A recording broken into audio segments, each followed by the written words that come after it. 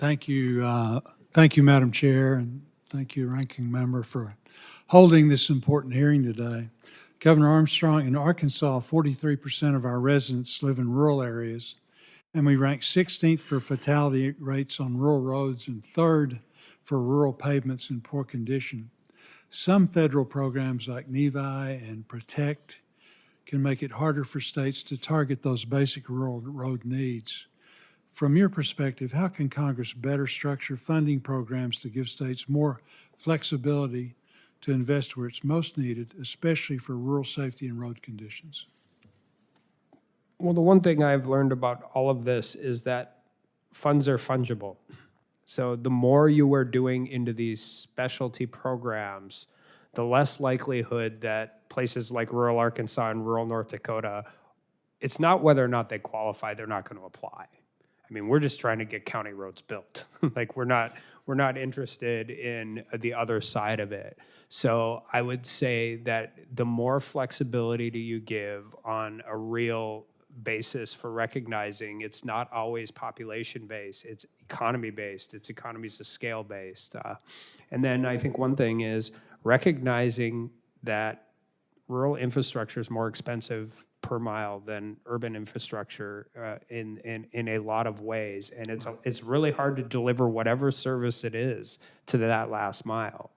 But oftentimes that last mile is producing a ton of economic activity that the world needs. Farm equipment's getting heavier, grain trucks are getting bigger, economies of scale in that industry are going up, and so making sure that we aren't, all of these things are worthy to debate and discuss, but not at the expense of the places that are producing the things and just don't have, like, we don't have barriers to connecting communities other than 100 miles. Right.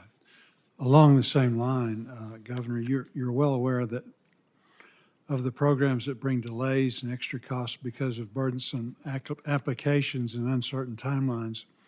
However, some major projects like large rural highway upgrades or critical freight corridors are simply too expensive for states to tackle with formula funds alone, which you just alluded to. That's why large competitive grant programs are so valuable when used well. What are your thoughts on the effectiveness of big grant programs and the need to cut red tape and make sure federal dollars get turned into projects on the ground faster? We appreciate the grant programs as much as we can get them, yes. The quicker you can deploy the money. I mean, I don't know if you'll find a rural governor that wouldn't like block grants in every area of this versus the requirement side of it, but not at the expense of formula funding. I think, and the more flexibility we're given in that is better. I mean, the grant, I mean, we've utilized the grant programs, they've been really good. I mean, we care about ports too in North Dakota. We care about them a lot. Our products get there, and we need them to get there. But at the same time, we want to be able to have a more reasonable and reliable cost analysis for the next construction season so we can better spend the dollars you send to us. Very good. Mr. Ramirez, you know firsthand that strong infrastructure is critical to manufacturing competitiveness.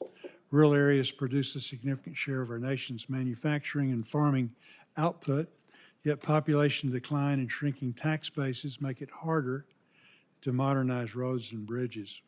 What federal investments or policy reforms would best help manufacturers in rural states remain efficient and connected to national and global markets? Thank you, Senator. Great question. And, it's true. Most things don't get made in big cities. We manufacture in rural environments, and that's certainly true for Husco, and I think most manufacturers across our country.